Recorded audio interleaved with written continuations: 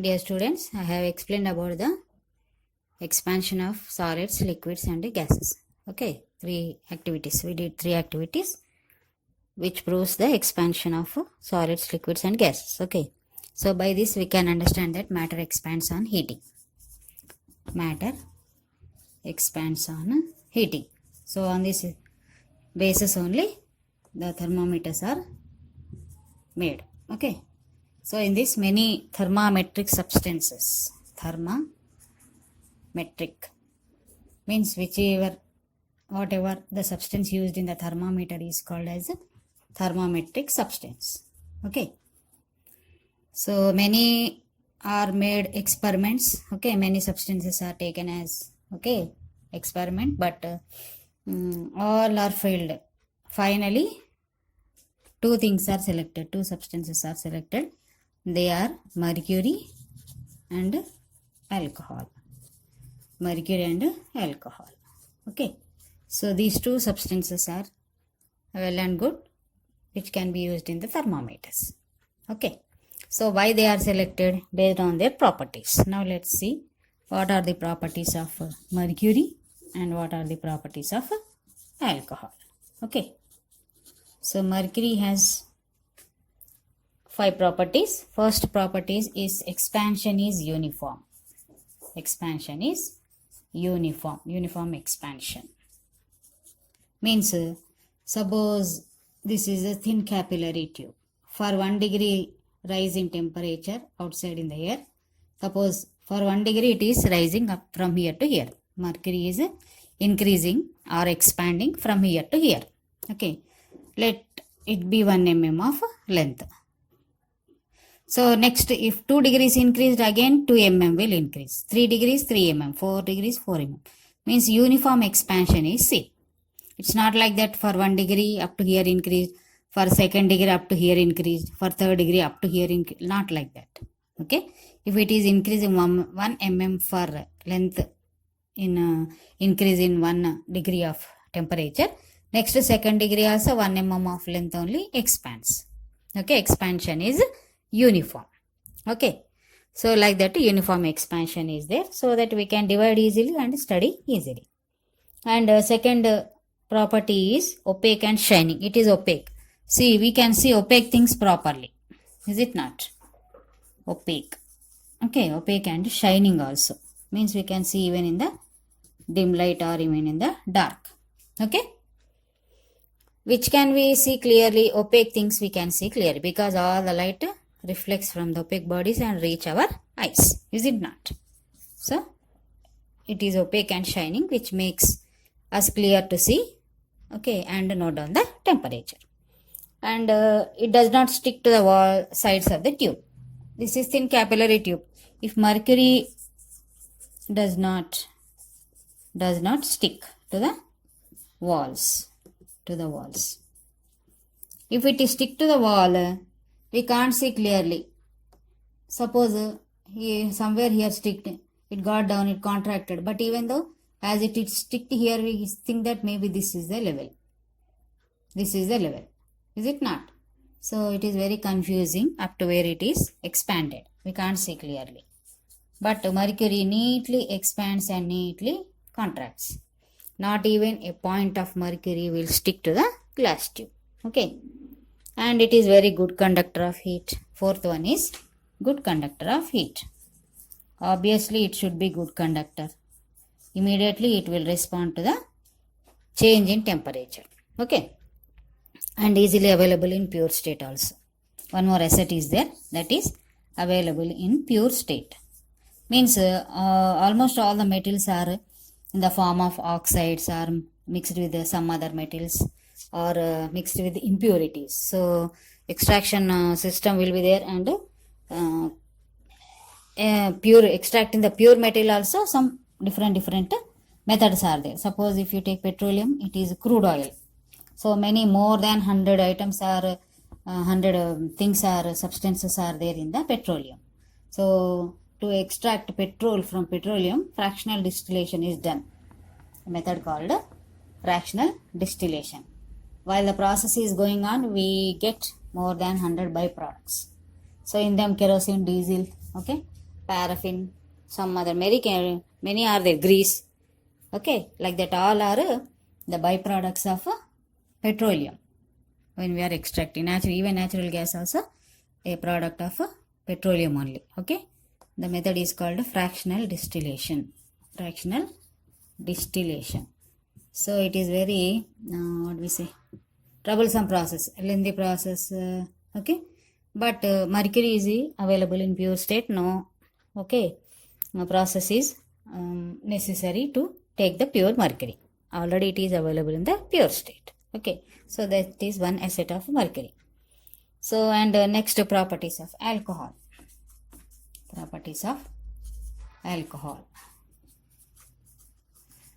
So see, mercury is very good, but it has one disadvantage. That is, it can't record the very low temperature lower than 0 degrees centigrade, or it can't record the temperature greater than 100 degrees. Greater than 100 degrees. These are the two disadvantages with the mercury. So that's why again another alcohol is another alternative is selected. For that alcohol is selected. Okay, because it can record very low temperatures also. Record low temperatures lower than 0, because our temperature sometimes goes lower than 0, no, not in our area, but in okay, very away from the equator, in the European countries, northern European countries, North America, in the Antarctica, Arctic countries, there many times the temperature is recorded lower than the 0 degree centigrade. Okay, next expansion per degree Celsius is very large. Expansion is great. Large means it takes more, expands a large area.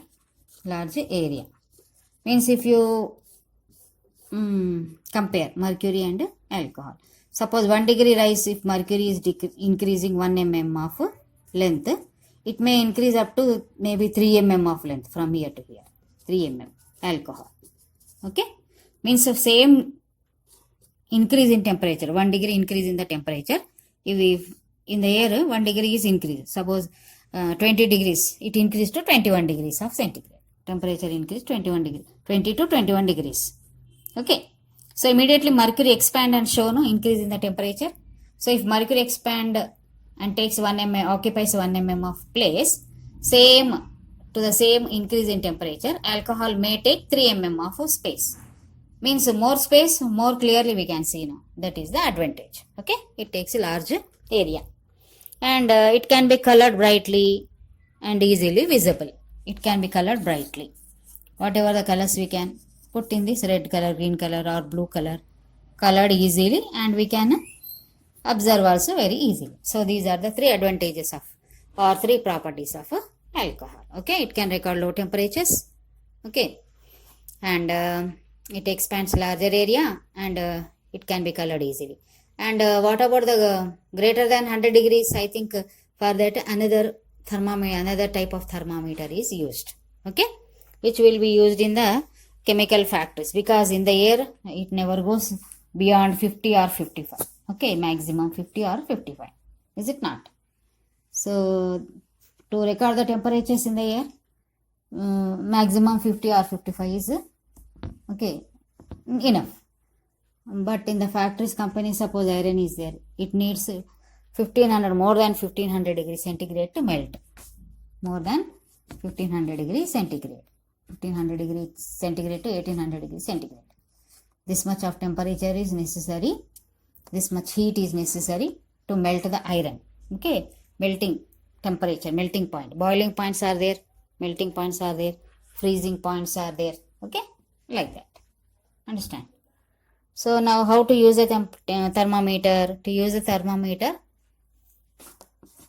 use of thermometer. Okay, so for what we use a thermometer? First of all, to record our body temperature. Body temperature, is it not? And to record the temperature in the air. Record temperature in the air, is it not? Or to record any chemicals, temperature in the chemicals, in the labs and factories, temperature in chemicals. For this such purpose we use the thermometers. So what is the basic thing when we use thermometer is, it should be in contact. The thermometer should be in contact with the substance. Contact with the substance. Maybe it is a chemical or water, okay, with the substance. It should be dipped inside the, suppose we are taking the temperature of a chemical which is in the test tube, okay. So we should dip the thermometer, and while still it is in the inside only, we should check the temperature. Should not take it out and check the temperature, because as soon as you take it out, it starts contracting, because it will be now in the air. No, if you take it out, the thermometer will be in the air. So according to the room temperature, it will start contracting and shows the room temperature, not the chemical temperature. So you should be in contact with the chemical, then only you should record the temperature, okay. So that is the basic thing when we use the thermometer, okay. So next, markings, 0 degree centigrade and 100 degree centigrade, or in Fahrenheit I told you 3 kinds of thermometer, 4 kinds actually. Celsius, okay, Celsius thermometer is there, Kelvin thermometer is there, and Fahrenheit thermometer is there, and also 6 M&M thermometer is there. 6 M&M means minimum and maximum thermometers, okay. 4 types of thermometers are there. So in this Kelvin and Celsius, they have 0 degree to 100 degree centigrade markings are there, same. In Fahrenheit, 32 degrees F to 212 degrees F, okay, like that it is calibrated. Next, 6 M&M thermometers, minus degree and positive degree, minus plus, means lower than 0, more than 0. We can say minus 30 to 60 degrees, like that it is marked, calibrated. Minus 32 plus 60 degrees centigrade are marked on the 6 M&M thermometer, okay. So day after tomorrow I will explain how they are calibrated along with the experiments, okay. So if you have textbook, read the lesson.